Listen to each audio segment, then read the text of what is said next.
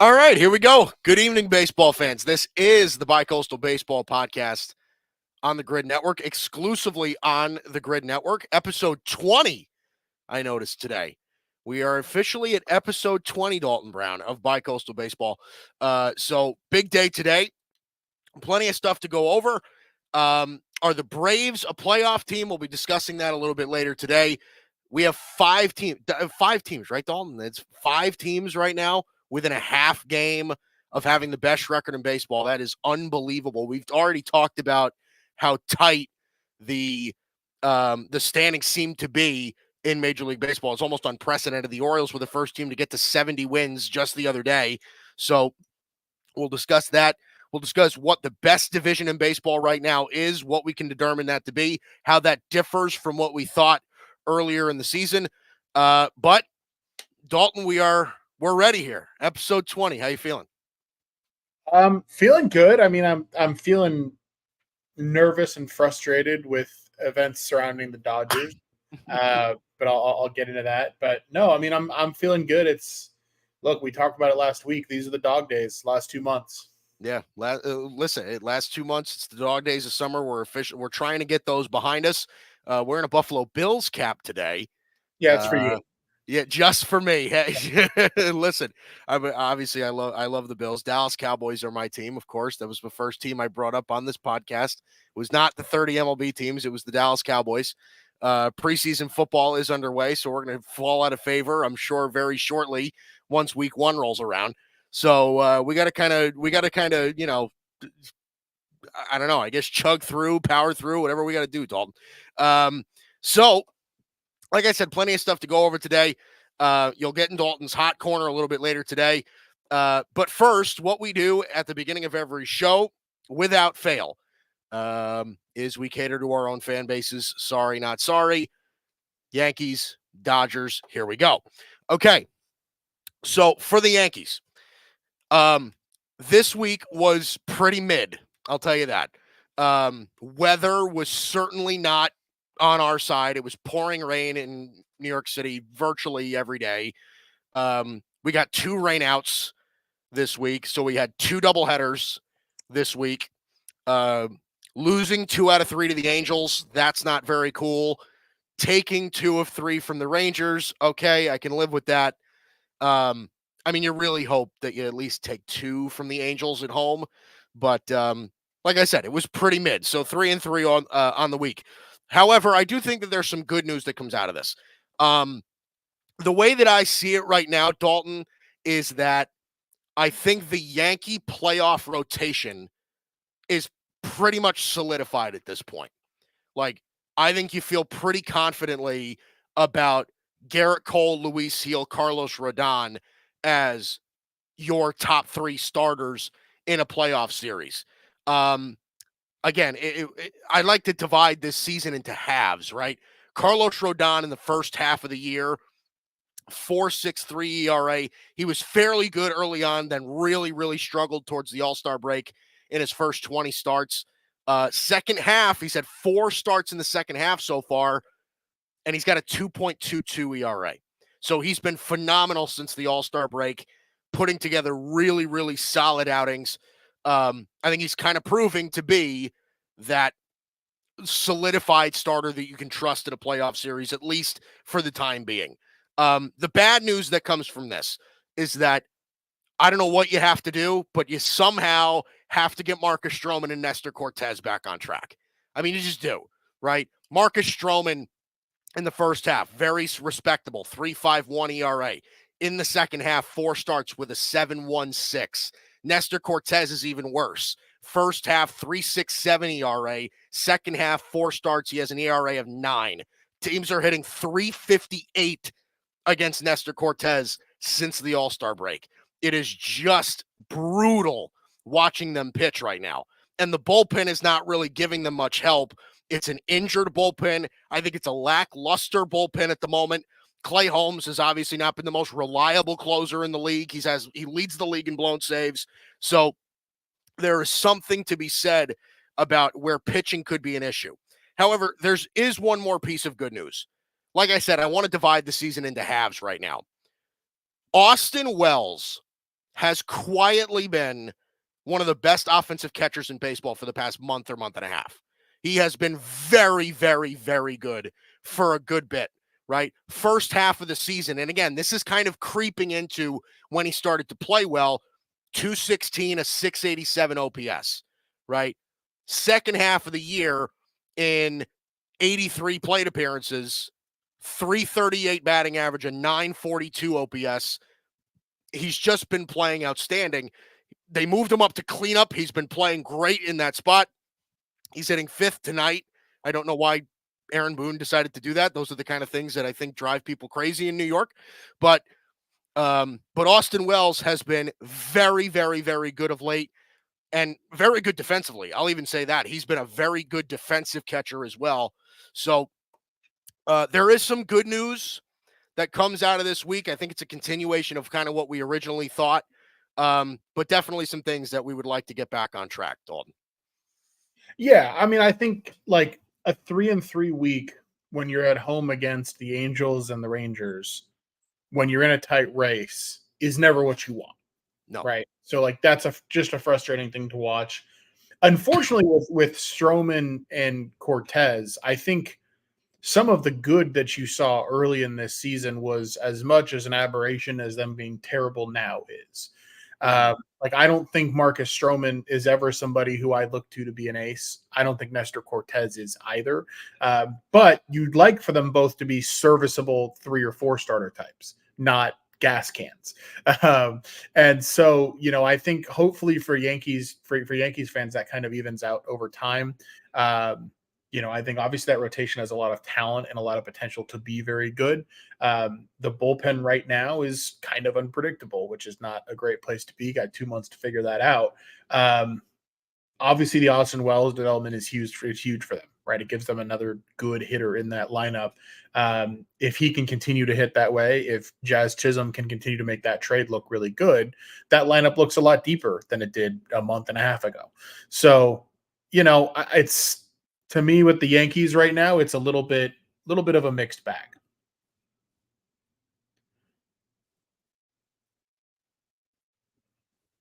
Can you hear me okay? Seems like you might have frozen a little bit. Yep. Yeah, I think we're having some sort of technical difficulty in here. But let's see if we can fix this.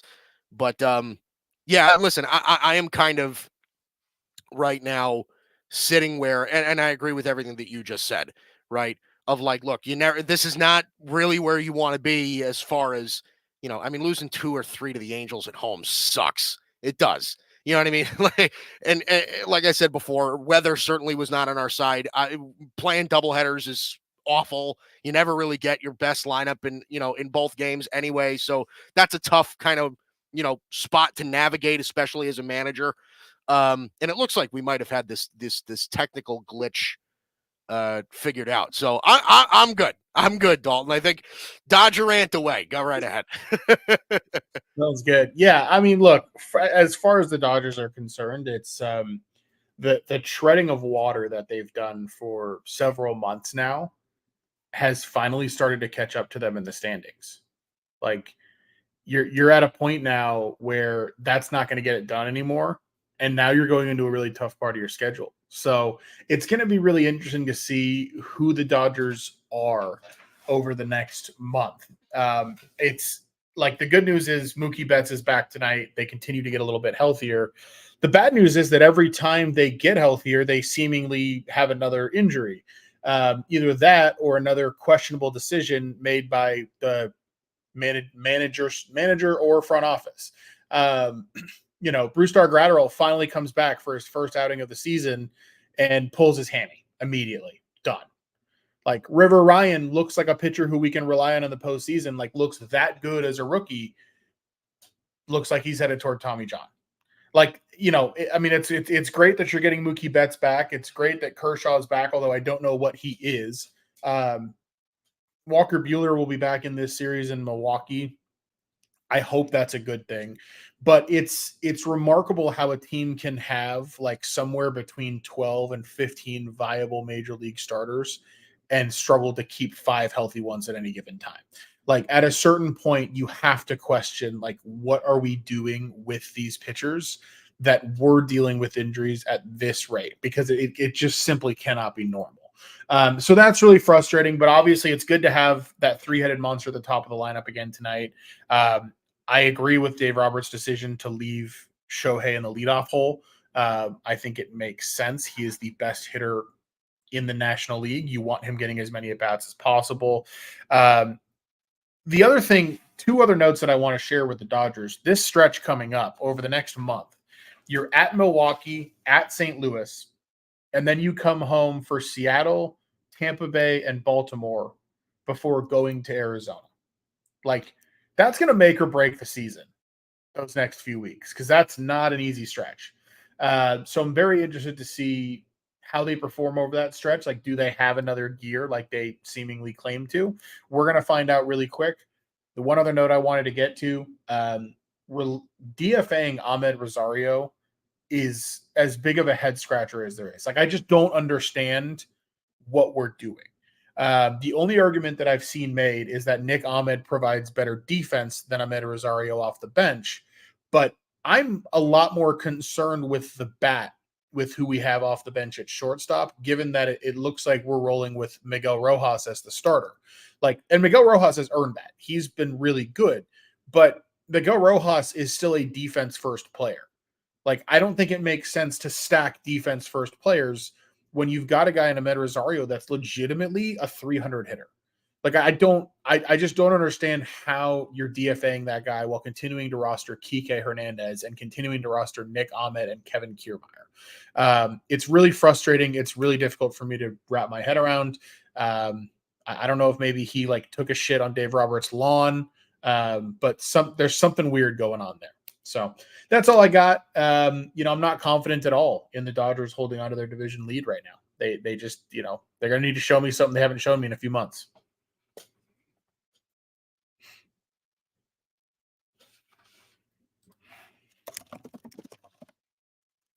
Here we go. See, now I'm all muted because I'm trying to fix our technical problems and all of these things.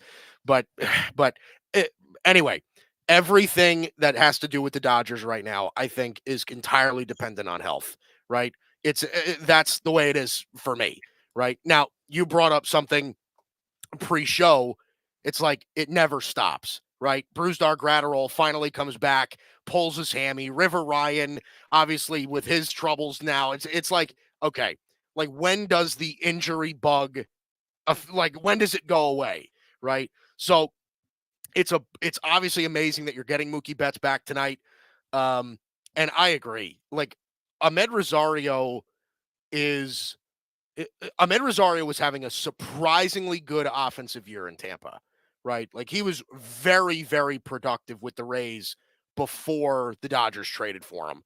And I just don't understand if 2 weeks after you acquire him, you're already kind of dumping him off the roster. I just don't get that at all. So it is kind of a head scratcher for me. However, I will say this. I think, and this, I'm sure this is going to come up later with what we're talking about.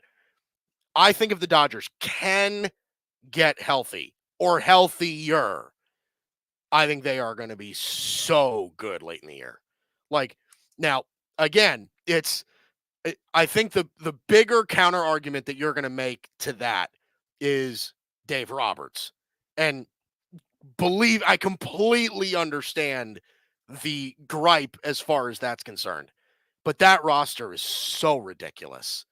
It's so ridiculous. And it seems like a lot of the teams that have kind of like taken over the league to start the year have really kind of cooled off, right? Like the Yankees are starting to play well again, but they are not nearly what they were at the beginning of the year. Neither are the Orioles, right? The Phillies have been a different team for the past month and a half, right? So I want to see where all of these things go, but yeah, I'm with you. It's entirely dependent on health to me.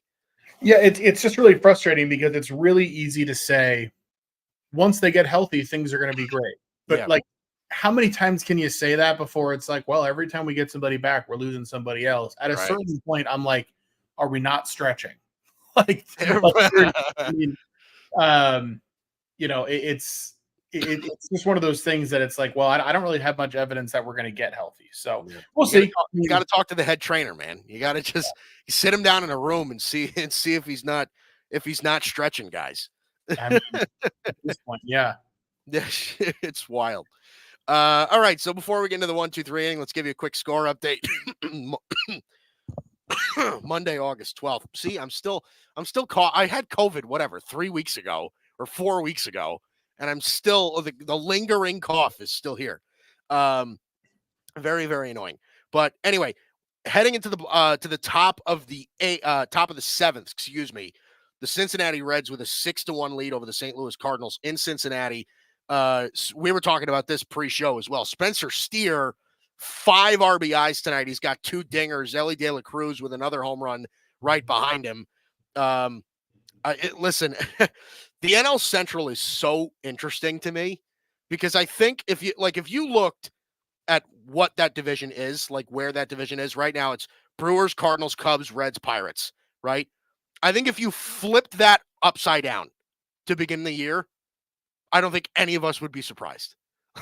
I really don't know that any of us would be surprised. If you just completely flipped the entire division upside down and it went Pirates, Reds, Cubs, Cardinals, Brewers, I don't know that anybody would be surprised. Maybe the Pirates being in first place, but that's such a weird division for me. I'm sure we'll talk about that as well.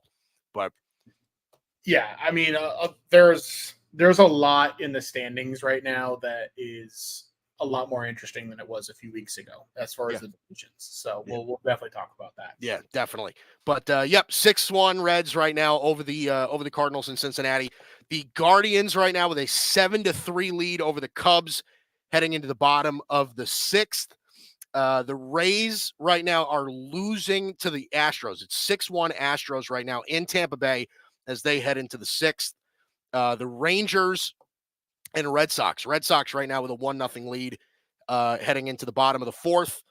Or in the bottom of the 4th, not heading into the bottom of the 4th. The Twins with a 4-2 lead over the Royals. That's an important series this late in the year between the Twins and the Royals for the AL Central. Bottom of the 2nd with a Twins lead. The Dodgers and Brewers still scoreless in the top of the 2nd. They just started in Milwaukee. The Yankees right now with a 1-0 lead over the White Sox in the south side of Chicago in the bottom of the 1st. And then later tonight, we've got a lot of West Coast games tonight. The Blue Jays and the Angels in Anaheim.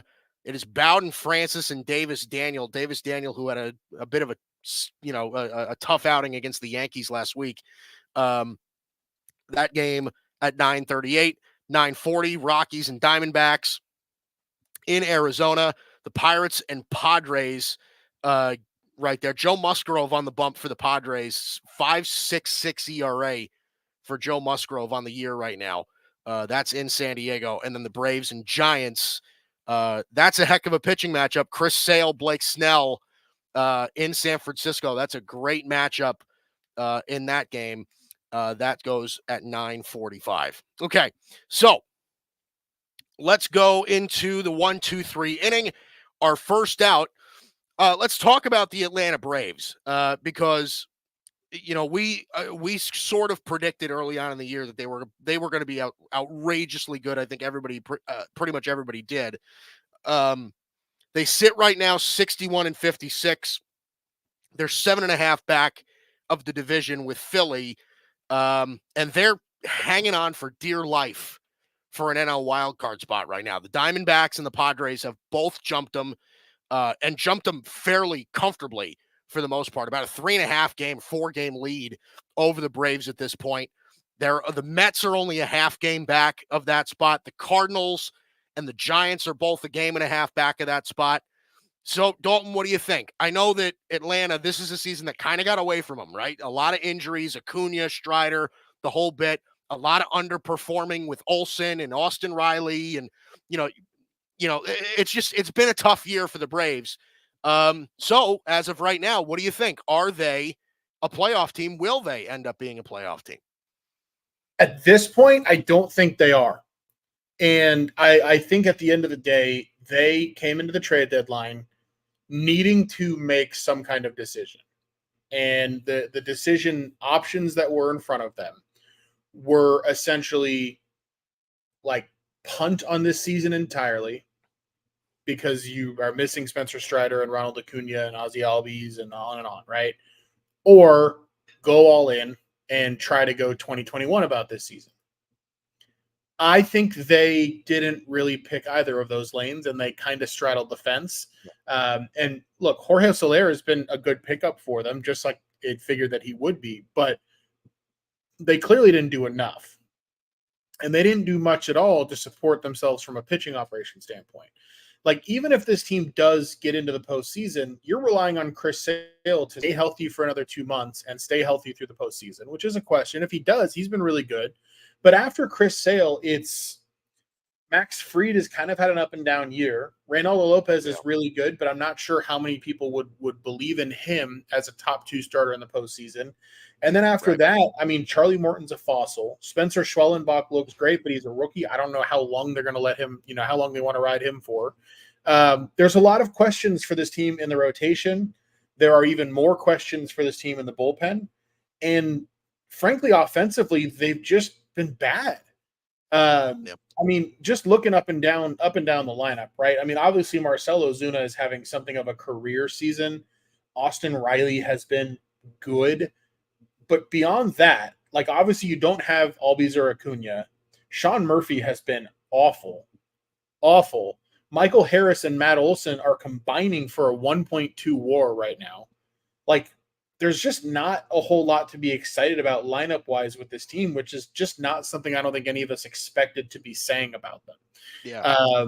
And so I think it's looking more and more like a lost season for them.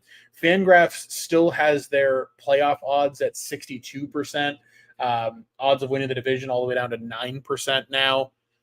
The problem for Atlanta is I think the Padres and Diamondbacks are both getting in.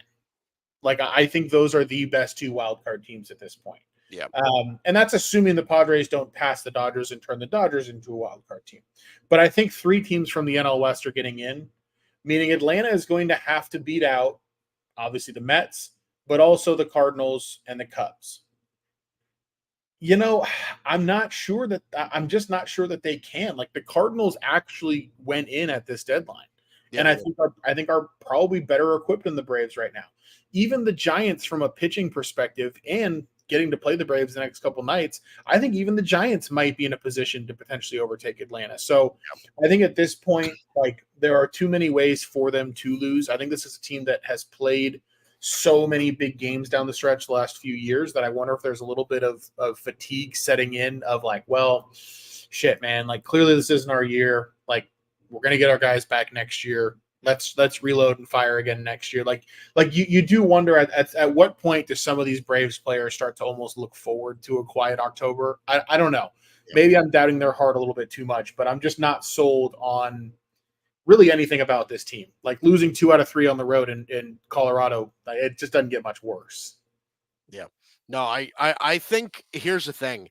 I thought that once they lost Acuna for the year, and Acuna was not playing well when he got hurt, right? I say that over and over again. Strider getting hurt, obviously that's a big loss. I kind of thought from the beginning that this was going to be a lost season for them. And a lot of it had to do with not only the injuries, but how well the Phillies were playing, right? It was about how dominant the Phillies were. Cause I almost thought by the beginning of the year, like, the division is going to get pretty close to out of question for them. Like, that's not going to be a winnable spot because of how good the Phillies were. But the thing is, though, is that, like, and this is, I think, what's more surprising to me than anything else is that, like you said, right? Obviously, Marcell Ozuna has been phenomenal this year. He's an MVP candidate, no doubt. But, like, if you compare Matt Olson this year and Matt Olson last year, I mean, they're not even close to the same player, right? Like, Matt Olson has 20 home runs this year. I mean, I think by this time last year, he had 45. I'm making up a number, but like that's the kind of difference I think that we're seeing with where they are right now. Austin Riley's been fine, I suppose. He's got an 805 OPS. That's pretty good. I think that's below what they expected of him to begin the year. And I agree, like you said. I mean, guys like Sean Murphy, and Sean Murphy has missed a very good portion of the year, right? In fairness, but at the same time, you're right. He has been dreadful. Michael Harris is getting on base less than 30% of the time, right? Like there are legitimate struggles in this lineup, I think, especially, and that's something that I don't think either one of us would have predicted at the beginning of the year. We looked. I'll even pull up the graphic. See, I have them still right here. We looked at this lineup, right, and we were just like, okay, like that's better than every lineup in the league. Like it just is, right? Like because at this point you're looking at a good 7 guys down the lineup that could have potentially been all-stars this year, right? Orlando Arcia has given them some pretty solid stuff, and Jared Kelnick is, talented, never really put it together, but talented enough. We thought he could figure it out in Atlanta, right? But literally through that entire roster, we're just like, okay, all-star, all-star, all-star, all-star, all-star. You picked Chris Sale as one of the guys to look at for Cy Young, and you were, excuse me, you were right. So, yeah, it's just, if you're going to ask me today if I think they make the playoffs, I don't. And I genuinely think the team that's going to do it is St. Louis. Like, I think St. Louis has geared up from a pitching perspective to the point where, like, like they can legitimately go into a playoff series, and I don't even know if I would say feel confident about their rotation, but they could stack up in some sense, right? So, and I don't know that I feel the same about the Braves on an offensive level. Now, again, there's always the possibility that they put it together, but we're also in mid-August. Is this just what they are at the moment? So, I don't know. That's how I feel. The thing with Atlanta that you have to remember too, they got off to a good start in April. Yeah. Like they had, I think, the second best record in baseball at the end of April. And they've been, I think, a little bit below 500 since then. I mean, here's the thing about what you said that's astounding. You mentioned early on in the season, it felt like, oh, Philly's just so damn good, they're running away with it. Philly's on pace for 93 wins. Like Philly's only 20 games over 500. That's not a team that should be running away with a division unless there's just nobody who's any good in their division. And right now, there really isn't. I mean, Atlanta and the Mets are both you're talking 5 games and 4 games over 500. Like those are teams that are right around average right now.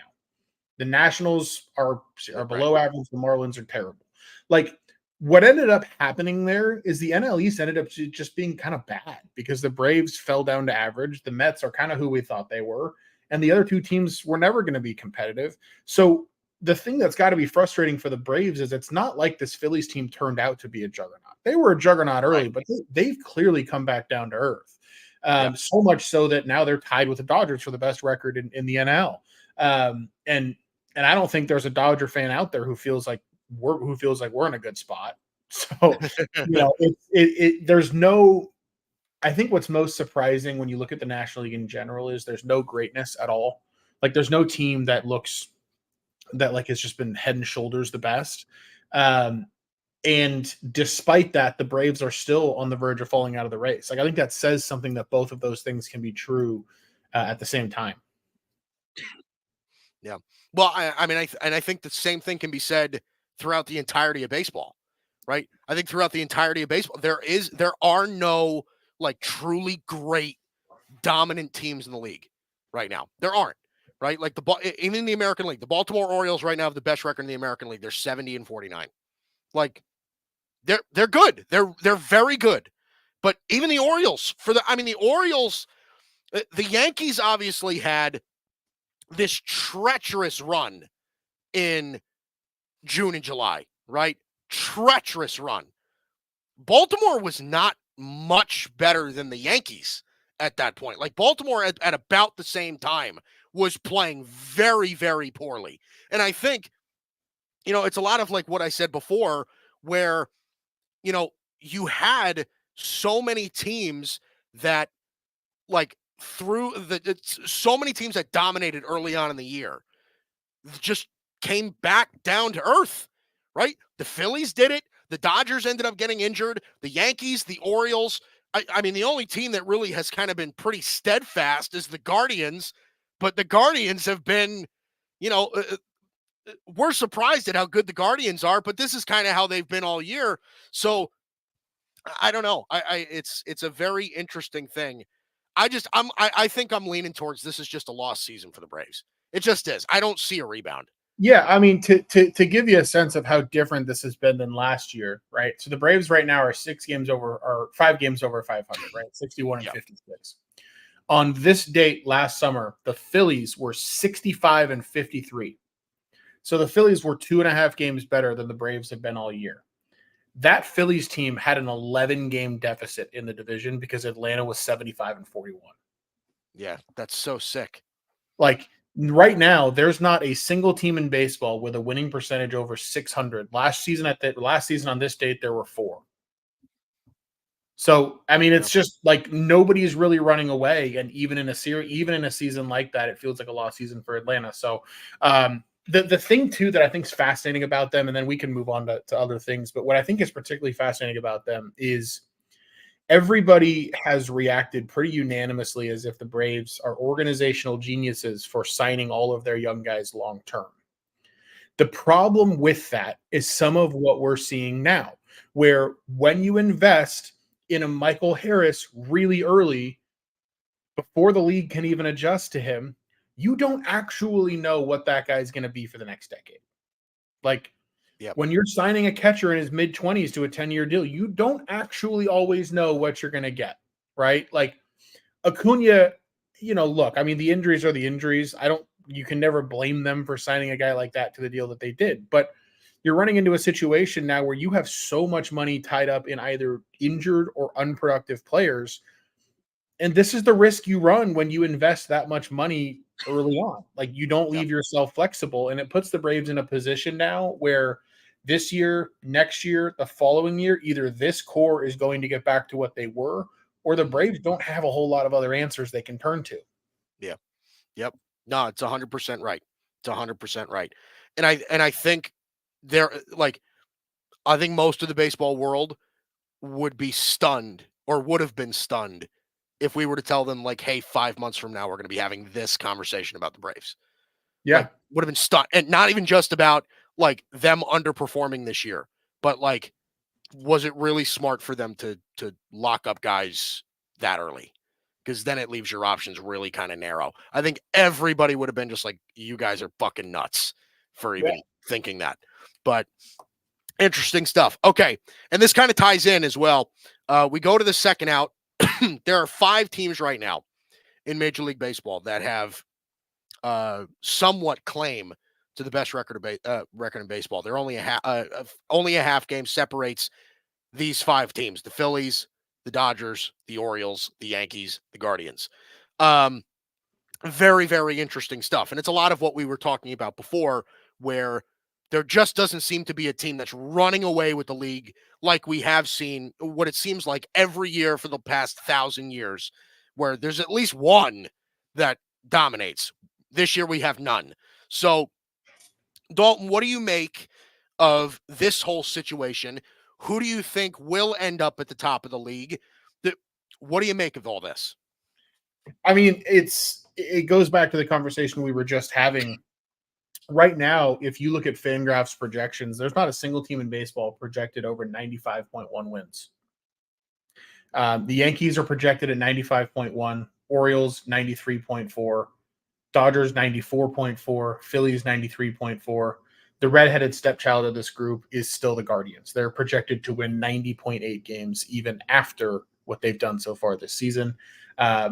Basically, Fangraphs expects them to go a little under 500 the rest of the year. I don't necessarily disagree in terms of their talent, but they've shown us otherwise all year. That being said, if you're asking me who do I think ends up on top of these races, Dodgers and Phillies, I think is tight, but I'm going to go out. I'm going to go off the reservation. I think the San Diego Padres are going to end up with a number 1 seed in the National League. They have an easier schedule remaining than either of those 2 teams.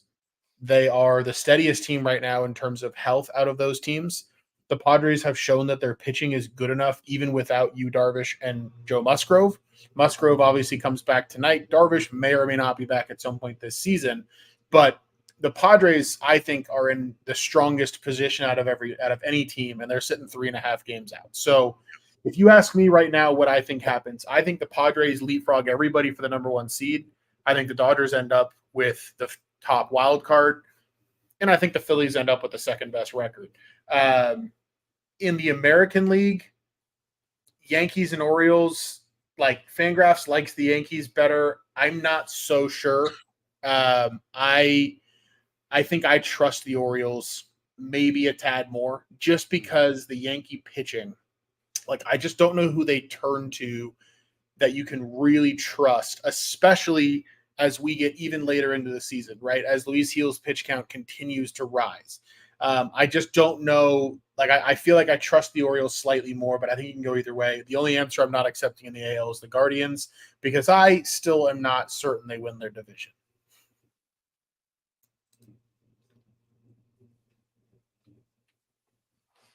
I think we are still having some semblance of technical difficulty. I think it probably is on my end, but either way. But yes, look, I think, like I'll say this. I think the top spot in the American League, I think, is going to come down to the Yankees and the Orioles, and it's just simply going to be like who shits the bed less. Like that's honestly how I feel, right? Because like I don't view the Orioles. I think the Orioles overall are a better team than the Yankees today. I do, but I don't think that they are like we've said before. They're not running away with anything, right? They need to still get solid play out of a fairly young roster, right? And they need reliable pitching outside of Corbin Burns. So like that's I think one of the big parts of this is that like for me the Orioles starting pitching is where I get concerned. I'm less concerned with you as you with the Yankees starting pitching. I am more concerned of like I think it's perfectly reasonable to expect that the Yankees bats could completely fall asleep again.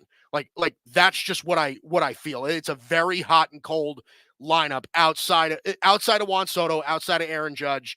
And again, like I said, like as well as Austin Wells has been playing, I even expect him to eventually slow down to some extent, right? Even if it's not like, even if we are seeing what Austin Wells is, right? He'll end up being a 265, 270 hitter as a catcher. I would love that, right? But he's not a 335 hitter. Like he's not a 950 OPS guy. So I think that's going to be who eventually it comes down to. I think I agree with you that I think it's the Orioles, right? Even though I will say this, I think the Yankees have an easier schedule than the Orioles the rest of the way, but I don't know that really matters because I view both of them as just kind of like they could very well go 1-5 in a week that they shouldn't, so. You know what I think it is for me between those two teams is part of what I think about is the durability of each roster. Mm-hmm. Like the Yankees have two players that if either one of them gets injured, like that team gets really demonstrably worse in a hurry.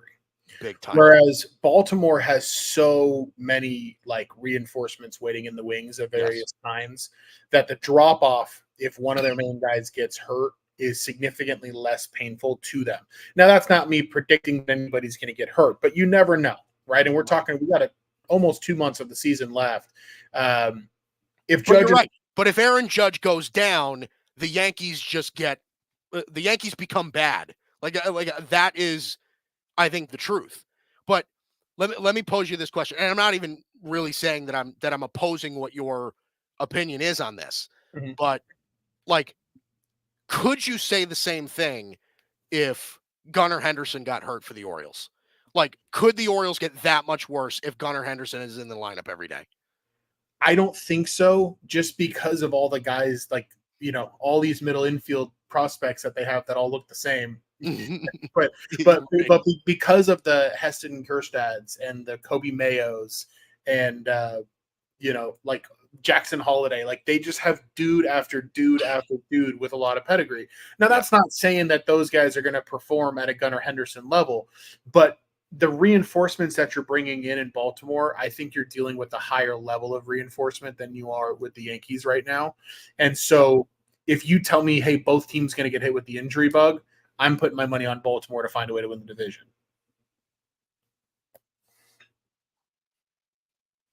Yeah. Yeah. No, I think that's more than fair. As far as the National League is concerned, I think you're definitely not way off track, I think, with the Padres, right? They have really heavily invested, and that very easily could be the best bullpen in baseball. Very, very, very easily. I think it's the best bullpen in baseball by a decent margin right now. Yeah, right. So, as silly as some of those trades were, it did net them a very scary bullpen. I still kind of say this with a bit of optimism. I think so many things. Here's what I'll say it like this so that I can spit it out. The Dodgers, for me, if the Dodgers are capable of getting healthy, I'm going to just reinforce this point. Okay. I think the Dodgers steamroll the National League. Like that's how I feel about this whole thing. Like, I think if you get a healthy Dodgers team with Betts, with Yamamoto, with Muncy, with you get all of those dudes legitimately back, right? And forget about some of the guys that I think, that we could be, worried about, right? Like River Ryan, as good as River Ryan is, I think the Dodgers could survive in a rotation without River Ryan if Yamamoto comes back, right? Yeah. I just think if you get to a point where the Dodgers are healthy enough where they're at least getting their big names back, I think the Dodgers steamroll the National League. That's the way that I see it. Is I don't know, even with all the moves the Padres have made, right? Even with how good we've seen the Phillies, I just think a healthy Dodgers team cleans them up. I just do and I might be a little bit bullish on them, but I don't know. I maybe it's just based on vibes for me. I don't know. I just that Dodger team healthy, I think is so sick. It's so sick. I mean, look, in a world where Yamamoto can come, because the reality is Yamamoto being fully ramped up is not going to happen until almost the postseason at this point. Mm-hmm. Yeah. But if we're rolling into a playoff series with Glasnow healthy, Yamamoto healthy, either Buehler or Kershaw finding a way to be a really good contributor, Gavin Stone continuing to be somewhere in between the all-star that he was early on and the just okay pitcher that he is now. Right. There's enough there to feel good about him. Even Landon Knack has been really solid when the Dodgers give him innings. The starting pitching depth just goes and goes and goes with guys that come up and just look ready. So I can understand, even Bobby Miller, I wouldn't be surprised if he's a contributor at some point here too. So I can understand some of the optimism. I just think right now that those answers are a little bit easier to come by in San Diego. And I don't look right now, Betts is finally healthy. You've got Freeman, Ohtani, Teoscar Hernandez, who has been basically one of the best players in the National League. Will Smith's been terrible, but I think he'll turn around. Once you add Max Muncy to that lineup, it's starting to get deep, especially because a guy I haven't even mentioned, Gavin Lux, has been the best second baseman in baseball over the last month. It's not really getting talked about, but Gavin Lux is squaring everybody up. Yeah. He seems like he's finally that guy that we heard about. So if the positive trends that are happening right now continue and guys get healthy the way they're planning on, they should be the team to beat. Absolutely. I just don't know that I trust that to happen. And then obviously, how I feel about the Dodgers once we get into the postseason. I think they have almost no chance of advancing anywhere near the World Series with Dave Roberts as their manager. I knew that was coming. So Yeah, well, listen, that's why I said before. I think your bigger gripe is going to be, well, can you really trust Dave Roberts in big game I situations? mean, Probably look, it ended up working out, but the guy brought Joe Kelly into a 4-4 ball game in the 8th inning yesterday. Like, it's like he plays roulette with his relievers, and he's just like, well, whatever this lands on, that's who I'm going to go with. Like, how is it Joe Kelly in that spot? I mean, don't even get me started. Yeah, it needs to be Mason Miller. I mean, Michael Kopech. That's who it needs to be. Oh man! By the way, you're 100% right on Gavin Lux. Gavin Lux last month has hit 381, a 1,087 OPS in the last 28 days. The thing with him that's really exciting is he looks different. Like, it's not just like, oh, well, the results are changing a little bit. Like, you can tell that something's clicked for him mentally, where he's not going up there like timid. Like, he's going up there and like fucking hacking. Yeah. Like, he looks confident. He's swinging hard. Even his outs right now, he's drilling the baseball. So yeah, no, Gavin Lux, I think, might have actually arrived as like the guy that we thought he was going to be. Yeah. Well, that would be, you want to talk about making the Dodgers lineup deeper. I mean, adding a Gavin Lux that can hit in that lineup is frightening. Okay, so let's go to the third out here. So again, it's kind of on theme with what we're talking about today. With just like no teams really running away with anything. We talked a little bit about how the NL East has been fairly bad, right? Outside of really where the Phillies are. The Phillies are 69 and 49. The rest of the NL East is a bit in rough shape as far as the Braves, the Mets, just kind of glazing over 500. But we haven't really discussed what we think the best division in baseball is. So, Dalton, I'm gave you the first crack. What right now? It is August 12th. What's the best division in baseball? It's the National League West. I truly think it is, because I think right now 3 of the 4 top teams in the National League are in the West. Like, I think the Dodgers, Padres, and Diamondbacks. The only team that belongs in their class right now in the league is the Phillies. Like, I don't think Milwaukee is in that class. I know their record is good, but I'm not buying Milwaukee's roster at all, and I actually think the Dodgers are going to beat up on them a bit the next couple days. And Atlanta is a mess. And other than that, it's just a whole bunch of mediocre. I even think right now, with the depth that has steadily been built in the Giants rotation, I think I like the Giants better than most of these other wild card teams right now too. Partially because they've got a ridiculously easy schedule left, but also because I think Webb, Snell, and Robbie Ray at the top of that rotation is actually pretty damn good. And nobody's really talking about the fact that like Hunter Birdsong actually looks pretty okay.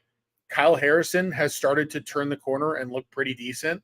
Like, I think this is a team with pretty deep pitching. And if the lineup can perform even just okay, like, you look at what's coming up for that team, they still right now they're playing Atlanta, who hadn't looked that great. They're coming into this series off of 3 straight series wins, and then they go play Oakland, and then they play the White Sox. I mean, like, this is a team that if they can stay hot is right there in it as well. So I think the NL right now, the NL West has 3 borderline sure playoff teams, and 1 playoff team that I think has just as good of a chance as almost anybody to grab one of the wild card spots. And so the only other division that I could see making an argument for right now is the AL East. And I have a feeling that's what you're going to do. But I think that like the midsection of the NL West is better than the midsection of the AL East. No, I agree. I think it's the NL West too. And really, like, as much as I would like to say the AL East, right? Because I think the AL East for a lot of, my childhood was the best division in baseball, right? Because it just seemed like everybody was good at the same time. Peak Yankees, peak Red Sox, They were peak Blue Jays. I mean, there were some really good teams when I was growing up. But I agree with you. I think like the fact that the AL East has the Orioles and the Yankees, who I think are probably the two best teams in the American League at the top of their division, then yeah, like that gives it a little bit of oomph. But like the Blue Jays aren't any good. The Rays are fine, but they sold half their team at the deadline. Like they're not really competitive anymore. Well, I shouldn't say they're not competitive, but they're not competing for a playoff spot anymore. And the Red Sox are a team that is fighting for a wild card spot. Like they're decent. I think in the National League West, you have, like I said, like I'm very bullish on the Dodgers. A healthy Dodgers team, I'm very, very bullish on. Like they have the Dodgers at the top of that division. The Diamondbacks and the Padres, I think, are both better than almost any team in the American League outside of the Orioles, the Yankees, and the Guardians. Like I think, and I'm not certain that they're better than that they're not better than the Guardians. Like even without as good as they've been, I don't know that they're better than that. Like if you were to ask me today who I would take between the Diamondbacks, like if I would take the Diamondbacks and the Padres over the Astros today, I think I would. Like I just kind of feel that way. You know what I mean? So I don't disagree with you. Like obviously the Rockies suck more than the Blue Jays suck, but like that's not really a measure of it. And that's the thing is like the Red Sox and the Giants to me are very similar as far as they're standing right now in each league. So I agree with you. I think the Dodgers are a for sure playoff team. I think the Diamondbacks and the Padres, I feel very confidently about that they're going to get in. And in the American League, like, yeah, the Orioles and the Yankees are both going to make the playoffs. The Red Sox could, like, where are the Red Sox right now in the American League wild card? They're 3 games back of a wild card spot at the moment. And by the way, I'll even say this, that's a pretty steep hill to climb.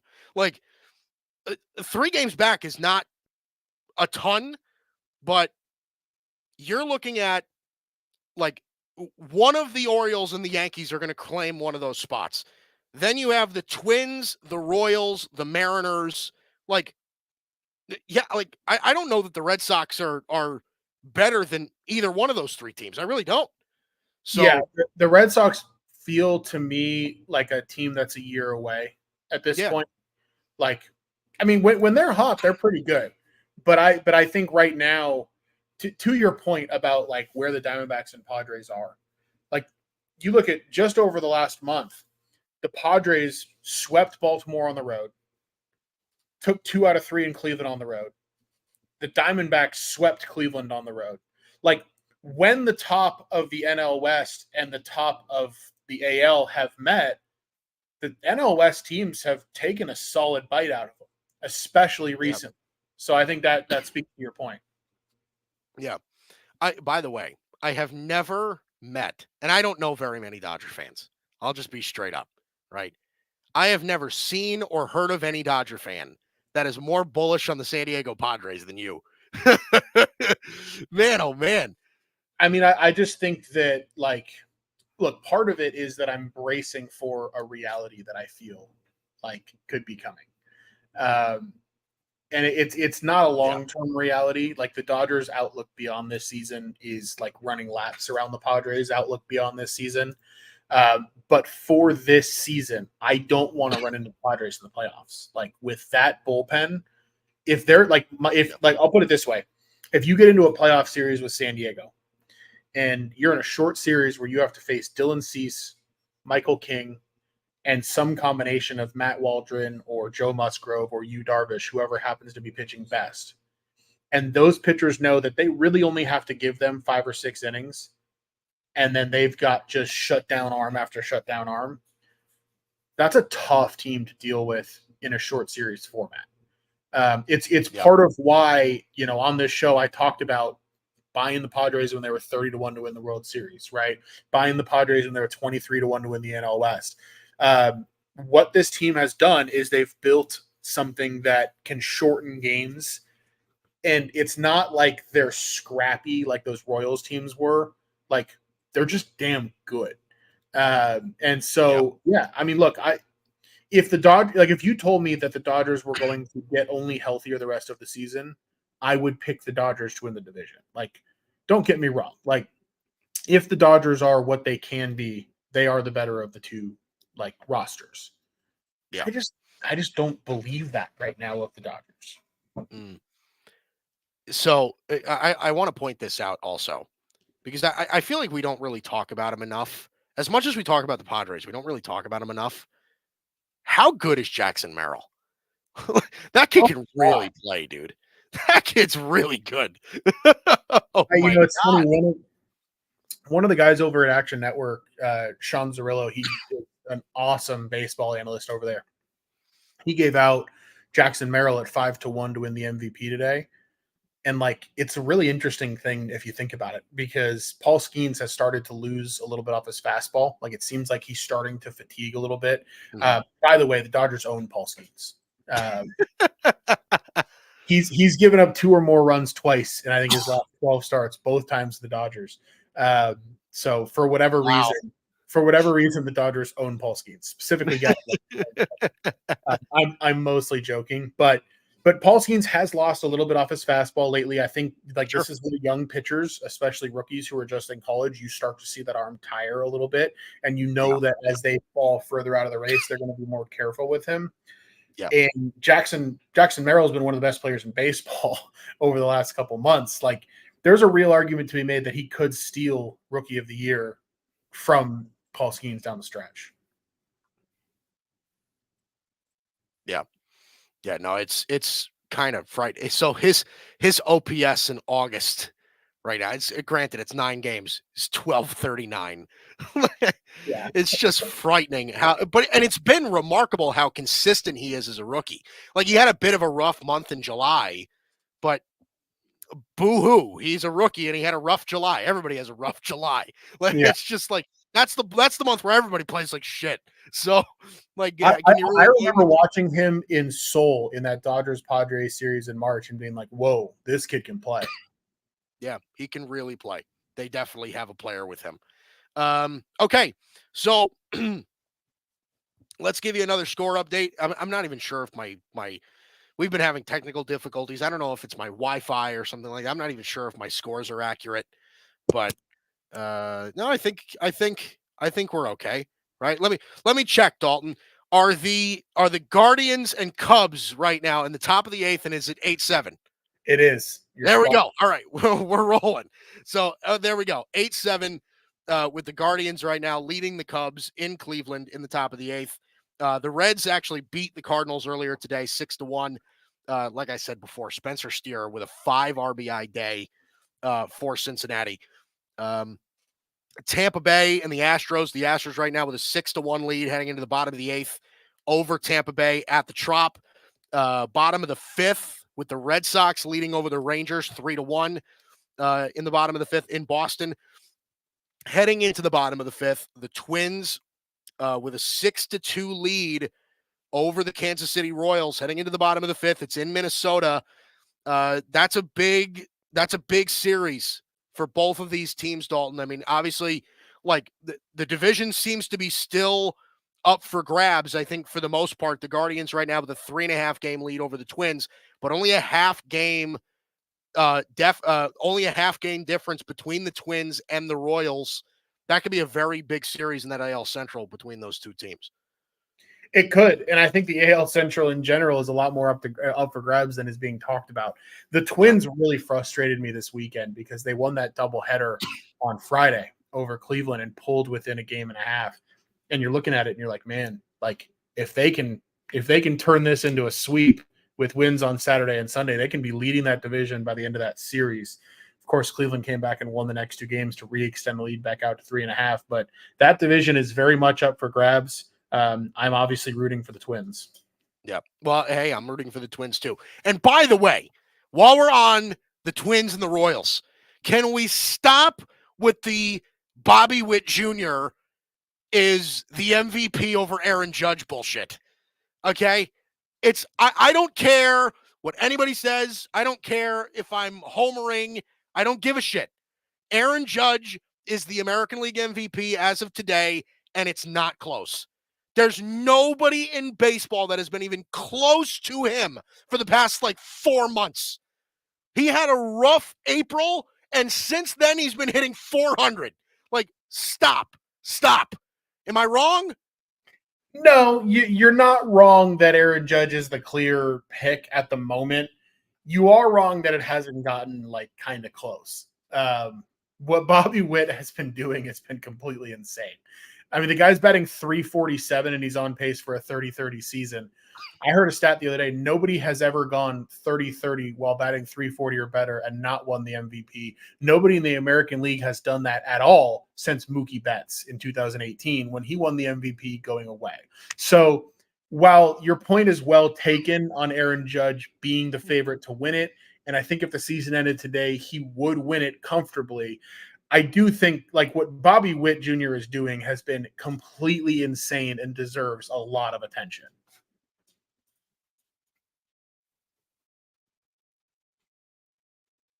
Yeah.